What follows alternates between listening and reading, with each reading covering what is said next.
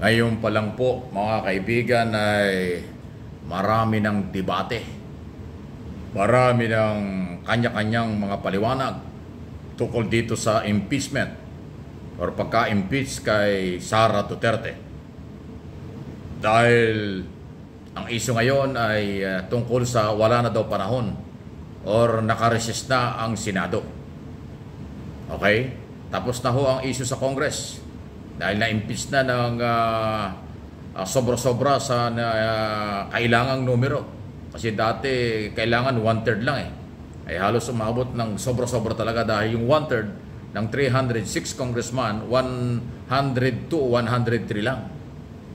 Pero umabot ng 215 ang nag-endorse o pinangunahan ni Presidential son, Congressman Sandro Marcos. At ang pinakahuling pumirma naman dyan ay si Speaker Martin Romualdez. So, tapos na doon. After 2 months na hindi gumagalaw.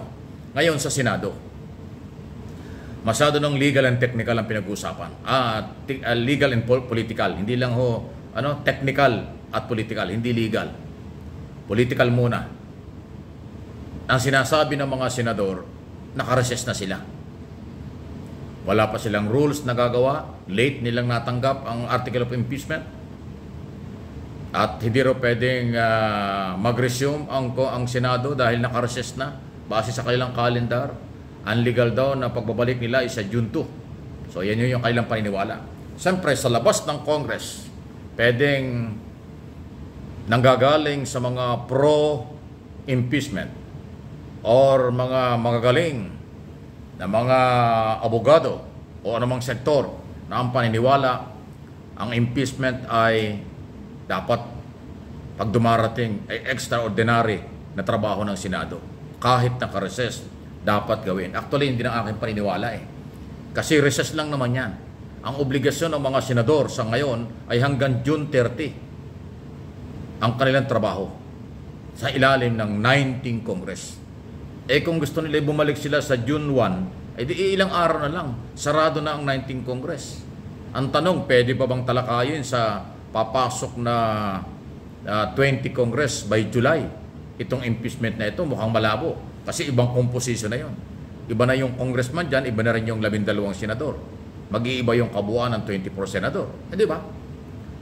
So dahil dyan, ano ang dapat gawin? Kasi masyado nga hong napupolitika na. Ang sabi ngayon ng mga senador, huwag nyo kami madaliin kasi inupuan ninyo sa Kongreso na matagal, 2 buwan. Okay?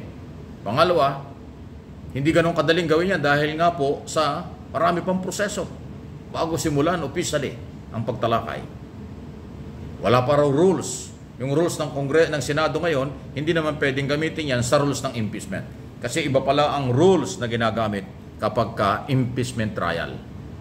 Okay? So, yan po yung mga political and technical na usapin.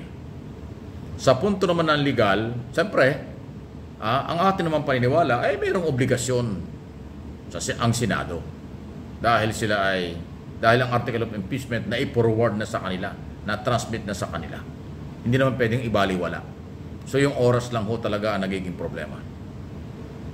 Ngayon, sa opinyon at paniniwala ng taong bayan na nasa labas ng gobyerno at Kongreso at Senado, siyempre, ang sinasabi nila ngayon, nandyan na yung impeachment, trabahuhin nyo para malaman namin kung guilty o not guilty si Sara Duterte. Kung may ebidensya o wala, kung kaya ba niyang i-justify na hindi totoo ang aligasyon o bintang na siya corrupt Vice President dahil sa confidential at intelligence fund. Or kanyang ma-justify na hindi siya nagbanta sa buhay ng Pangulo, First Lady at Speaker of the House. Isa po yan sa mga nakapaloob sa reklamo at impeachment. Yung pagbabanta sa buhay ng Pangulo ng bansa na tinuturing na active threat sa Pangulo. At yung sinasabing ill-gotten wealth or biglang yaman, hindi daw malinaw kung saan ang galing. At yung korupsyon dahil yung bribery, pamimigay ng pera sa mga opisyalis ng Department of Education. Matindi po yung mga allegation, bintang, paratang. So paano malalaman natin ang katotohanan kung hindi magta-trial? Kung magta-trial naman tayo sa after election, baka yung mga natalong senador o yung matatalo sa eleksyon na kandidatong senador, hindi na magkaka-interest yan. Pangalawa, baka pag nagka-interest yan, maging bias na yan kasi natalo sila. Buti sana yung nanalo. Baka maging neutral pa. Paano yung natalong senador? Ating bang pagkakatiwalaan na magiging neutral yan pagdating sa trial? Pasintabi na kung sino man yun, hindi natin alam. O ito naman hindi pwedeng talakayin sa 2020 Congress kasi iba na nga po ang congressman at senador. No? So meron yun ho yung isyong pinag-uusapan. Mukhang sinisilip yung mga bagay na magiging butas para yung magiging pantakip dun sa butas. At pinipilit na hanapin yung butas para ho ma-delay ng ma-delay at huwag matuloy ito. Paano yun? Ang taong bayan po yung maasa magkakaroon ng kaliwanagan at din po magkakaroon ng linaw sa trial, ang impeachment process, impeachment trial, kung meron bang pagpapatunay o wala. Kaya bang patunayan ng mga prosecutor na ngayon ay naghahanda na.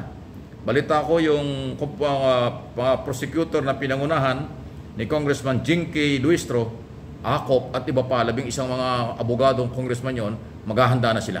Naghahanda na. Para doon sa kaso. Kabisado nila yung kaso, kaya ilalaban nila yan. Okay? At majority nga ng mga congressman ay pumabor.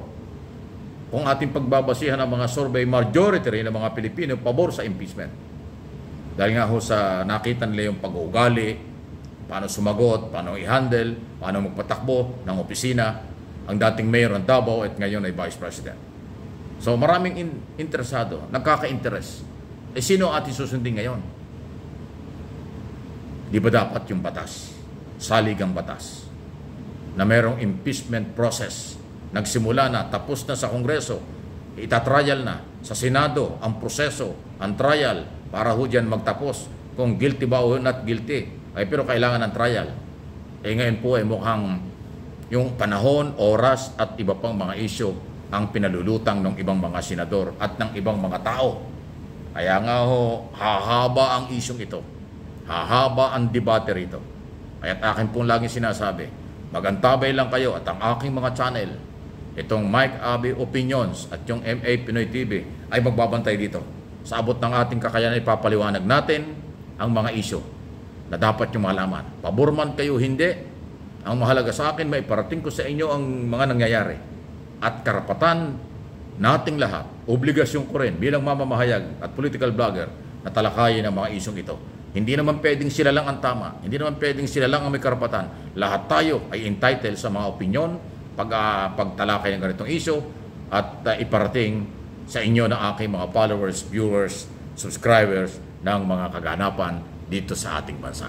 Yan po ang ating paninindigan. Okay? Kung sino ang tama at mali, nasa sa inyong pasya at pananaw. Pero ako paninindigan ko, ang proseso ay dapat sundin. Ituloy ang trial. Magkaroon ng impeachment para malaman natin kung may basihan o wala, kung mapapatunayan o hindi, at na magkaroon ng closure. Hindi pwedeng mabaliwala ito ng ganon-ganon lang. Dahil pera at mamamayang Pilipino ang naghahanap ng kaliwanagan, katarungan, at katotohanan. Please like and share ang video ito.